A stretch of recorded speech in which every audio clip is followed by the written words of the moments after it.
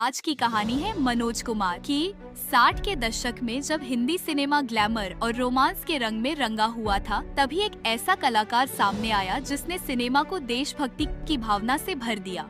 उस कलाकार का नाम था मनोज कुमार। उनका जन्म 24 जुलाई 1937 को ब्रिटिश भारत के उत्तर पश्चिम सीमांत प्रांत अब खैबर पख्तूनख्वा पाकिस्तान के एबटाबाद शहर में हुआ था।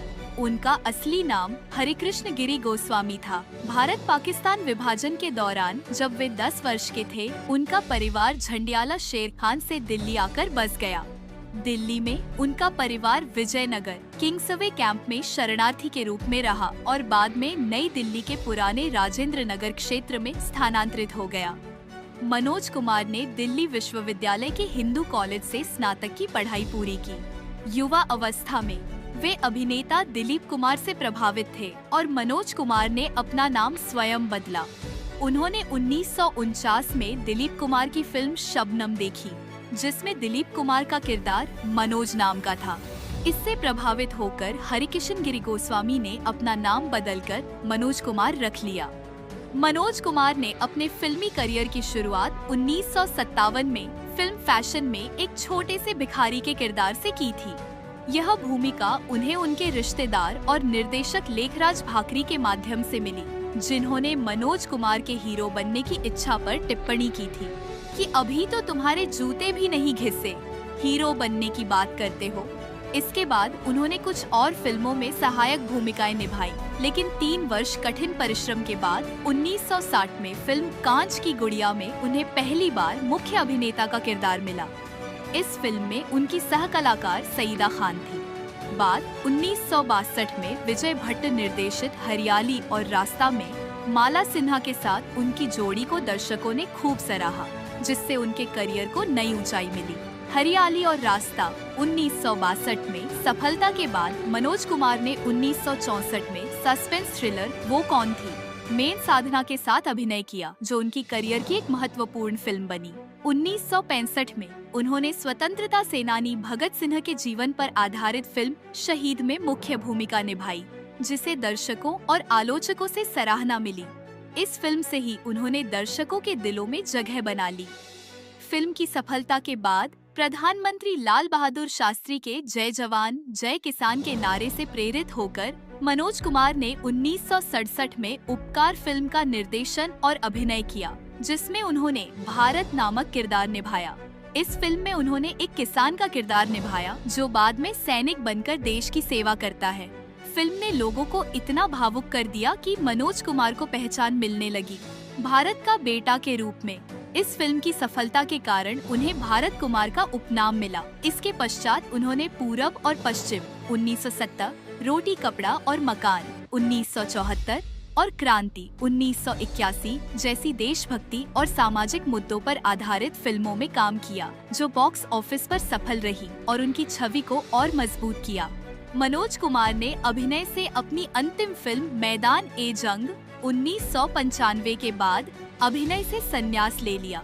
1957 से 1995 तक फिल्मों में काम किया और इस बीच मनोज कुमार ने अपने करियर में लगभग 35 फिल्मों में अभिनय किया। उन्होंने अपने समकालीन अभिनेताओं की तुलना में कम फिल्मों में काम किया, लेकिन उनकी भूमिकाएं और फिल्में अत्यधिक प्रभावशाली और यादगार रही।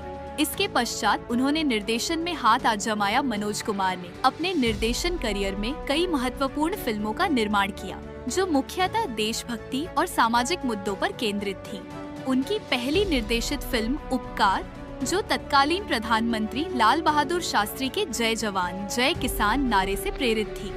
इसके बाद उन्होंने पूरब और पश्चिम 1670 में भारतीय और पश्चिमी संस्कृतियों के बीच के अंतर को दर्शाया। शोर 1672 में एक पिता और पुत्र के संबंधों की कहानी प्रस्तुत की, जबकि रोटी कपड़ा और मकान 1974 में जीवन की मूलभूत आवश्यकताओं और सामाजिक मुद्दों को उठाया। क्रांति ऐतिहासिक पृष्ठभूमि पर आधारित एक देशभक्ति फिल्म थी और क्लर्क 1989 में उन्होंने सामाजिक और राजनीतिक विषयों को छुआ। 1999 में फिल्म जय हिंद का निर्देशन किया।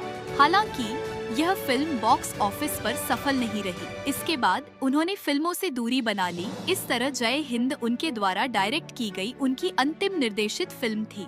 इन फिल्मों के माध्यम से मनोज कुमार ने भारतीय सिनेमा में अपनी एक विशेष पहचान बनाई और सामाजिक तथा देशभक्ति विषयों पर महत्वपूर्ण योगदान दिया और सक्रिय राजनीति में शामिल हो गए। 2004 के आम चुनावों से पहले उन्होंने भारतीय जनता पार्टी भाजपा की सदस्यता ग्रहण की। हालांकि उन्होंने चुनावी राजनीति में सक्रिय भूमिका नहीं निभाई, लेकिन पार्टी के साथ जुड़े रहे। उनके कठिन परिश्रम का परिणाम ही था कि मनोज कुमार को उनके फिल्मी करियर में कई प्रतिष्ठित पुरस्कारों से सम्मानित किया गया। 1992 में भारत सरकार ने उन्हें कला के क्षेत्र में उनके योगदान के लिए पद्मश्री से सम्मानित किया। इसके बाद 2015-16 में उन्हें भारतीय सिनेमा में उनके उत्कृष्ट योगदान के लिए दादा साहेब फाल्के पुरस्कार से नवाजा गया। इनके अलावा उन्हें 2008 में मध्य प्रदेश सरकार द्वारा राष्ट्रीय किशोर कुमार पुरस्कार और 2010 में महाराष्ट्र सरकार द्वारा राष्ट्रीय राज कपूर पुरस्कार से भी सम्मानित किया गया। मनोज कुमार के करियर में कई अन्य उल्लेखनीय गीत भी शामिल हैं, जिन्होंने दर्शकों के दिलों में अपनी जगह बनाई। मेरा रंग दे बसंती चोला, लग जा गले, वो कौन थी, फिल्म 1964। लता मंगेशकर की मधुर आवाज में यह रोमांटिक गीत सदना और मनोज कुमार पर फिल्माया गया है।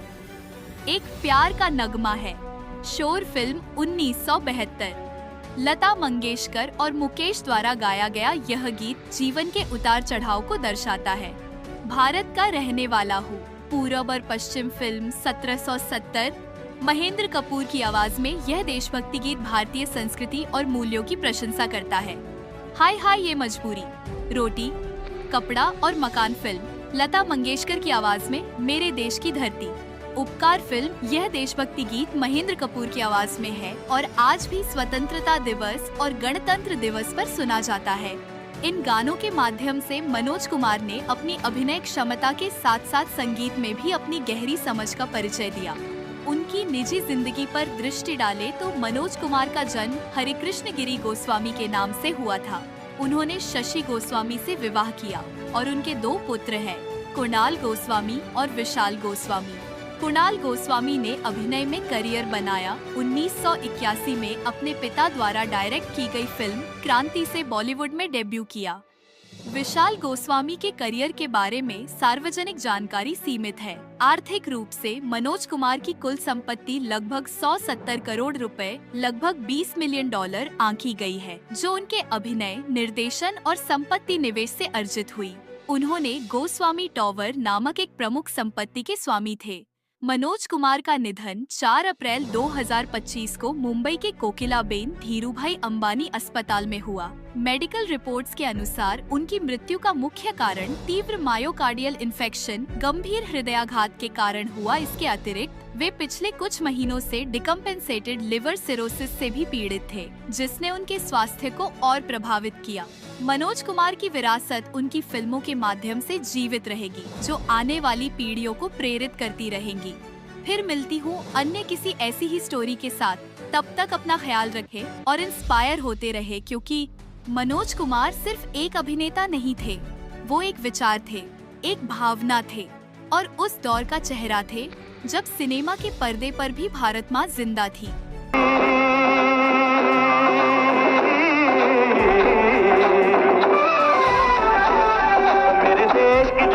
सोना उगले उगले हीरे मोती, मेरे देश की धरती।